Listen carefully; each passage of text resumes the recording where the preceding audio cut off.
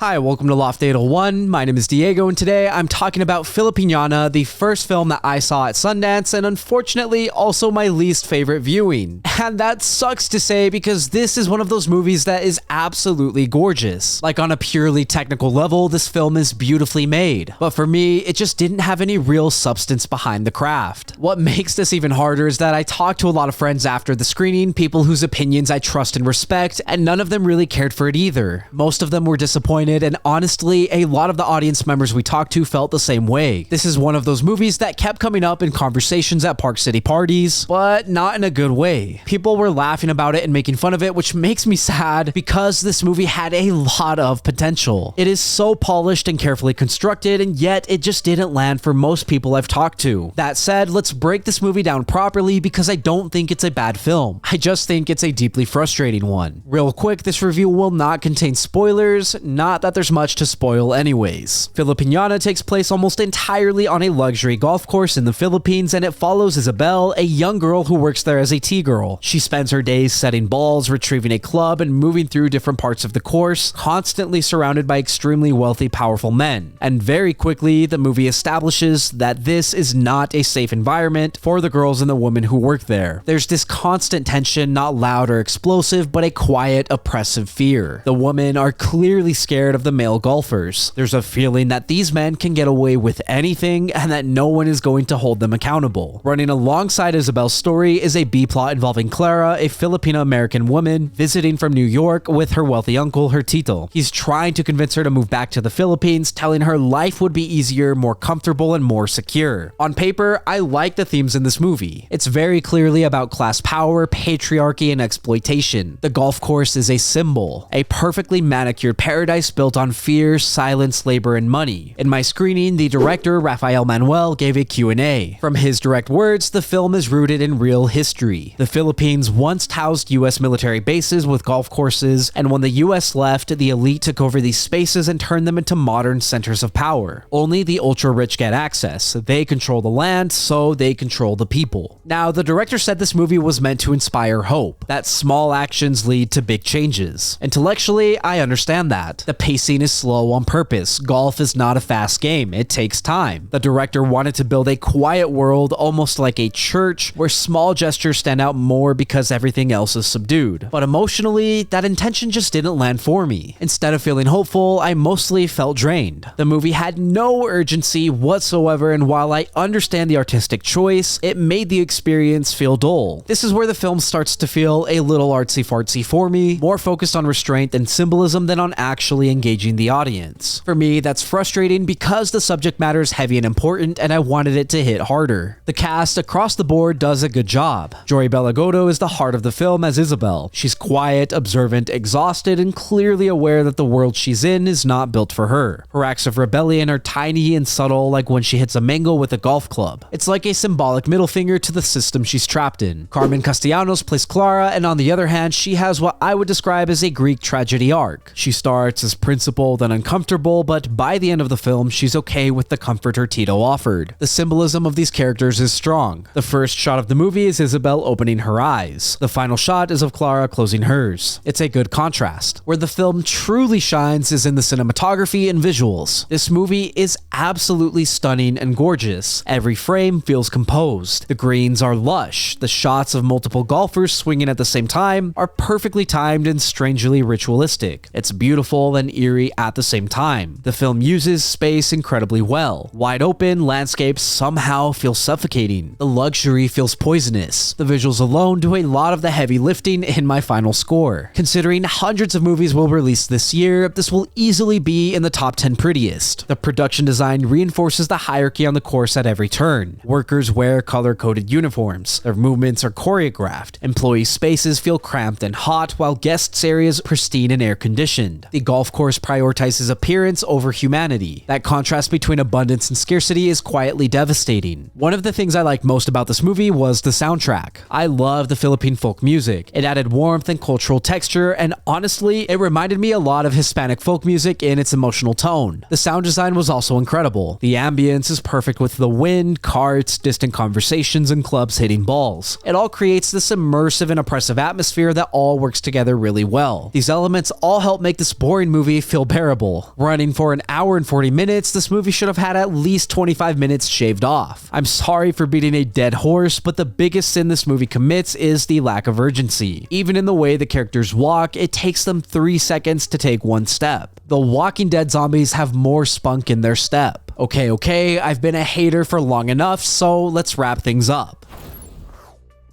Filipinana is technically excellent, beautifully shot, and thoughtfully designed. You can feel the intention, the research, and the care behind every frame. But intention alone doesn't make a movie resonate, and for me, the emotional and narrative payoff just weren't there. The themes are important, the symbolism is clear, and the craft is undeniable, but the experience itself felt draining, overly restrained, and frustratingly inert. This is one of those films that will work for a very specific artsy-fartsy audience, but for me, the lack of urgency held it back from ever becoming something truly impactful. I wanted to love this movie, I really did. Instead, I walked away disappointed, not because it's bad, but because it could have been so much. Thank you for listening to my review of Filipinana. If you enjoyed the video, leave a like and hit subscribe. If you did not enjoy the video, thank you for sticking around. As always, I would love to read what you have to say, so leave a comment and let me know what you're thinking. Also, if there's something you want to see reviewed, don't forget to let me know and I will do my best to get to it. Lastly, if you want to see some more from me, then you can check out my vlogs linked up above or my podcast, Good Friends. Again, thank you for watching. My name is Diego and I will see you next time.